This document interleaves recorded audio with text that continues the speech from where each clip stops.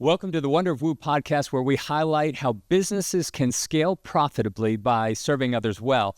I'm Daryl Zavadny. And I'm Ed Howie. And this is the Wonder of Woo. If you're a business owner investing time, money, and marketing only to be frustrated by losing customers, then this podcast is for you. We welcome you to another episode of the Wonder of Woo podcast, where we celebrate the rewards of serving others well. Now, Ed, the purpose of the podcast is really to highlight how businesses can scale profitably by serving others well. I'll say that again, to highlight how businesses can scale profitably by serving others well. And we've talked about this a whole lot when we've done these episodes.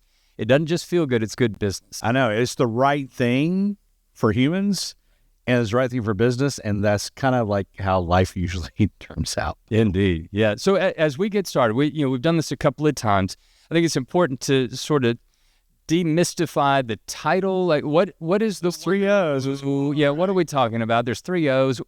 For the purpose of just kind of level setting, what is the Wonder of Woo? So the Wonder of Woo is based on the principle of winning others over and over, and frankly, and over and over and over. Winning others over and over. Yeah, you really could do it in perpetuity, right? We're called to, by the way. Right, absolutely. But exactly. And so with winning others over and over, the belief is that while it does take effort and intention to win others over, to do the right thing for other people, it takes a whole lot of intention and discipline and processes and all the kinds of things to do it over and over and over and over and over again. Right, absolutely. And we've talked a whole lot about, some of the details of that with, it starts with others, and then, what does it look like to have, systems and processes to do it over and over. Today, we're going to talk about something that I think is really interesting. So we've titled this episode, What's in Your Hand? And I know your hands are empty right now, but I know this subject is near and dear to your heart. So why do we title this What's in Your Hand? What are we really talking about when we're talking about this?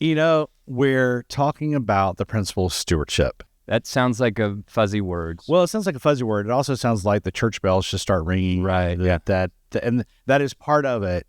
But stewardship is a universal principle. Mm-hmm. No one owns it exclusively. Stewardship, in my mind, and it's actually my personal life mission, which is doing all you can with what you have today. And I want to say that again, is doing all you can with what you have today. And I am, to keep with the analogy or the illustration, I'm preaching to the choir here because I've spent way too much of my life worrying about what's to come or what I need, or regretting the past or worrying about the past. You can't do anything in this moment about the past. You can't do really anything in this moment about the future. Right. But in this moment, what do you have and what are you called to do with it? Okay, so doing what you can with what you have today. Doing all you can. Right, yeah. So, and I think it's an important principle that really applies to everybody in our community to say, hey, even as you hear that, and we're convicted by that daily to say, what does it look like for me to do this as a husband, as a father, as a leader in my business? And, for you, what might that look like? So, Ed, I'd love to begin with sort of your journey of this word stewardship. Yep. I know you've got some, personal reminders, and, so how did this even become a thing? Even, your bracelet and, so talk to our community about how this became a thing. Certainly none of us does this perfectly. We talked often in the podcast about this is the pursuit of perfection. It is not perfection. Yeah, we're talking about progress, not perfection in any way. Right. So, how did this become something that is maybe a key guiding principle in your life? Well, I mean, on a personal level, it has come to fruition in multiple areas, but one of the most significant was 17 and a half years ago when I stopped drinking. And, we could talk for hours, and I'm happy to talk for hours about it. But the overarching principle is that I had this thing in my life that was governing my life, and that was anxiety. And that anxiety was this inability to either deal with what was right in front of me, or to worry about what was behind me, or worry about what I didn't have or had or might have in the future. And for me, my crutch became, a drink will calm me down. A drink will remove the stress. For me, a drink became flipping the light bulb to pause my brain. And that can materialize in all our lives in all different kinds of ways. For me, it happened to be alcohol. So in a moment of clarity, I chose to remove alcohol from my life. And for me, it has been one of the most powerful, difficult to some degrees, but the outcome, the profit from it, has been much higher than the expense. And so that is just one example, Daryl, of me realizing that I can wake up every day and choose to do all I can with what I have today, or I cannot. Mm-hmm. And we use the word intention a lot. Yeah. That process really revealed to me the power of proper, accurate, clear intentions. Mm-hmm.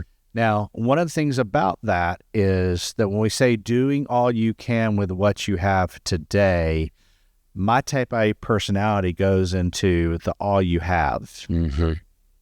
right? I gotta do all I have. I mean, this morning we rode in cycling, and it was all about doing all I can, but it also wasn't about doing all you can for the whole 50 minutes. In life, I think the most powerful thing to focus on is not doing all you can, but it's the middle part of that, which is with what you have. Mm. I don't think, again, this is not in righteousness, this is transparency. I did not have a very good practice, a very good discipline of recognizing what I had in front of me, what the opportunity for the day was. Well, and I think I love your humility with our community, because I think it's important to understand we're co-journeyers in all of this as business leaders. And really, I heard you kind of talk about a few things. So one is maybe identifying and having the courage to look at an obstacle that was inhibiting your ability to do all you could. It was an obstacle that I thought was actually an aid. I mean, I literally in my mind thought, oh, alcohol is helping me, which we can convince ourselves of those things. Sure. Yeah. And I mean, so the principle is not, alcohol. It again, it's somewhat agnostic to the thing. It's to say, hey, leader, what might be an obstacle in your life that is inhibiting your ability to do all you can? Right. And so sometimes that requires maybe a moment of silence. It might require just pulling aside. I've learned the power of silence. Well, and it's certainly, introspection can be a scary thing, where you just sit and look in a mirror and you go, holy smokes, I may not be doing maybe I'm the biggest obstacle in my business. Well, the title is What's in Your Hand. As business owners, as business leaders, I know we have all both, let's just say both, have struggled with holding our business too tight on our shoes, right? Yeah. Trying to control everything, trying to make sure everything's perfect, expecting perfection from our people. Right. And while we strive for that, the way we communicate it, perhaps not with grace. Mm-hmm. And so this whole idea of what we hold in our hands, maybe what we need to do is if we're holding on to something too tight, we need to open our hands and look and see exactly what it is first and foremost. Sure. Yeah. And I mean, heck, you got me thinking about the application to our people. Certainly it starts with me as a leader. It starts with you as a leader to say, how am I doing on this thing with what's in my hands, what I have today? And that does cascade. We've talked about this a lot, that you affect the leader, you affect their folks, you affect their customer. And so I think maybe the principle that I'd love to highlight for our community, and I'd love for you to maybe challenge me on this or affirm, is, really how we steward what we have today has a direct impact ultimately on how well we serve our customers, right? We talk about, winning others over and over and over. Hey, there are all these disciplines to do that. Here, this is what it looks like to be well orchestrated, well operationalized, to be well optimized, or, to do those things poorly. Ultimately, our perspective on what we have and how we do that directly impacts that. Is that an accurate? For sure. Yeah. So let's look at this from the business model. Okay. So part of my, I'm going to use the word anxiety, and that's probably not the right, most specific word, but part of my angst, let's use the word angst. Part of my angst in life was that I knew I could be doing more and I wasn't. There was friction. Okay. There was a reality that there was opportunities for me to do better than I was doing. Okay. Ever feel that in your business? Absolutely. All the time. Okay. So if I think, let's say that you own a car detailing business, and you go, okay, I need more customers. I need more business. And so I'm going to invest $100,000 in this new auto detailing system, blah, blah, and it's going to come from Germany, and in 9 months, it's going to solve all my problems. Mm-hmm. That is not saying that that is not a good or bad answer. Right. What we're saying is maybe that is the perfect thing for your business. If you own a car dealer, I don't even know if product like that exists. Okay. But the illustration. It probably does. It probably does. Yes. Yeah. But the most important thing is yes, but today, what could I do today to positively affect my business? So from a personal leadership level, what are the 1, 2, 3, 4, 5 things that I must do today with what I have to have the greatest impact on those that I serve, those that I lead, the things that I steward? On the woo standpoint, and this is where the magic of the simplicity, the complexity, but the simplicity of this is maybe the best thing you could do to steward your business today is to grab your team, huddle them together. I didn't mean grab, I mean huddle your team. HR's coming. HR's coming. Yeah. Huddle your team and say, hey, what is one thing we could do to love on our customers better today? Right. Okay? Order the machine still. Yeah. Yeah. Or if you feel like there's some things that need to be fixed, that's a great deal, you can huddle your team and say, hey, what's the one thing that just tends to be the thing that just ticks our customers off? That is the most practical illustration I can give you. And that's part of the inspiration of all that we're trying to do and doing with this is that so many times if we just stop and recognize what we have, recognize what we could do with it, and just figure out what the next thing to do, which is what we're trying to help us all discover together, it can yield exponential profit in life and in business. Absolutely. I'd love to tease out a few things that what you were just talking about made me think about a couple of things related to the heart of a leader and the position in which a leader sits. And for our community, I'm speaking to you. I hope, I trust probably that the journey you're on, if you're not on it now, you will be at some point. As leaders, we feel the headwinds, right? So as leaders, we experience, it might manifest in anger or frustration, or that's not fair, or it may frustrate. It may show up as anxiety, but ultimately, the leader feels the headwind of stewarding the enterprise, whatever that. We feel it. It's also our accountability. Sure. So. Right. Yeah. And so, by nature, the position of leader, whatever your enterprise is, a retail service, you name it, you are in the position of encountering this. And can I add one thing to that? Sure. In addition to encountering that and the probability of that happening, you're doing it in a position more times than not of isolation. That is one of the motivations for all that we're doing through the Wonder of Woo. Absolutely. Is that we have been that isolated business leader. We have been that isolated entrepreneur. We've been that isolated person accountable for the outcome and with really no one that we could fully confide in. And so what we're talking about is that you don't have to do it alone. Right. But you also, perhaps the best thing you could do is realize that today I'm feeling this. So what can I do today to address it? Sure. And I think it's great. You kind of dove us into how do you steward better? So there are mechanics, right? There's human capital, there's financial, there's, physical capital resources. And, I think the admonition is to say, well, hey, maybe take inventory, take stock. And part of it might be that you need to just reach out to a colleague. That's right. Reach out to us in the show and, let's get connected in this community because leadership can be lonely. And so the sense that, hey, I'm striving, we want to grow the enterprise, we want to build the business, we want to serve more customers, that inherently can cause some tension or maybe even a sense of competition of hey, how do I look to the left and to the right and boy, maybe they've got more resources available to them. Oh, the power in my life and your life and our lives of intentionally seeking, experiencing, sharing is what we're doing here. Right. Experiencing, sharing from other people that have been there. I mean, the one thing I know, 22 years of owning my own business and multiple years of leading businesses, leading responsibilities, is that the thing I'm experiencing is I'm not probably the first one to experience it. Yeah. Even though it feels like it. Man, it feels like it. So breaking it down real quickly, we talked about what you have today. Let's focus on we talked about this part of what you have, right? let's go back to doing all you can real quickly. I mentioned about that doing all you can is where I tend to like focus. I do all. And even this morning in the cycling class, I talked about something that I shared, something that I discovered about 2 months ago, which was one of the most powerful things I've discovered in a couple, well, yes. And it was a meme. It was an Instagram post. I can't even attribute to who it was because I don't know.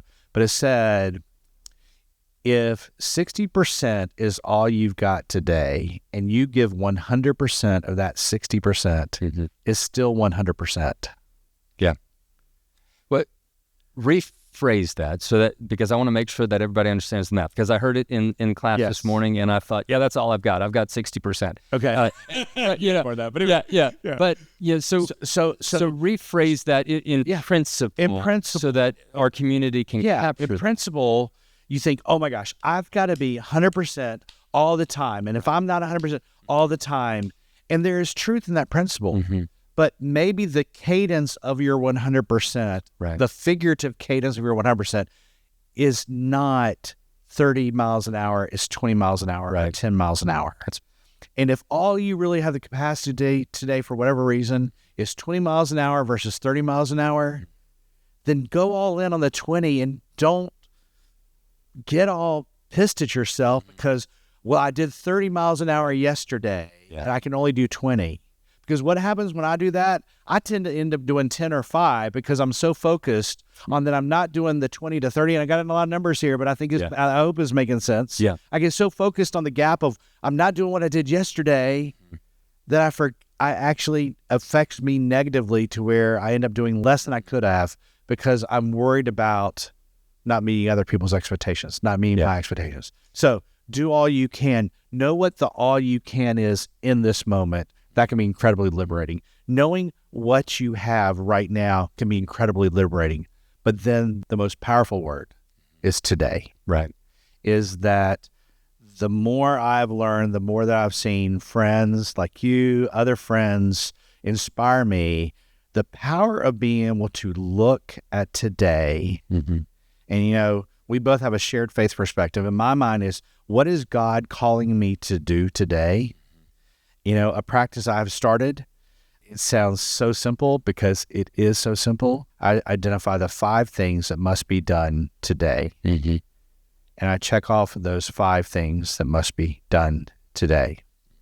I did not do it last night. And last night I got home and last night I was ready to go to sleep. And so I fell asleep before I did my 5 things. And I woke up this morning and I showed up and I'm doing this and I'm doing that. But there's a little bit of me that's off kilter because I know in my mind I didn't take the discipline for today to identify. They're in my head. Right. But for me, there's something powerful of the process I use for writing them down or typing them in and checking them off. You know what I mean? But you know what? The day's not over. Right. And at a break from this or sometime sooner than later, I'm going to capture those 5 things. Now, it doesn't mean I'm not in, but what it's saying is that we need systems, processes, things to help us do this. But I am beyond confident in the power of adopting a mindset of stewardship. I believe it's what we're called to do. I know it's what you're called to do. And it's what we're called to do as leaders, but it's what we're called to do as humans too. Right. Well, I love how you're framing it for me and for our community. That in the back of the mind of the leader is always, I could always do more. I could always work more. I could always grind more. And so I certainly identified with the 60% thing on the bike today because that's all I've got. And I think leader, that may be what you need to do today because this is the long game.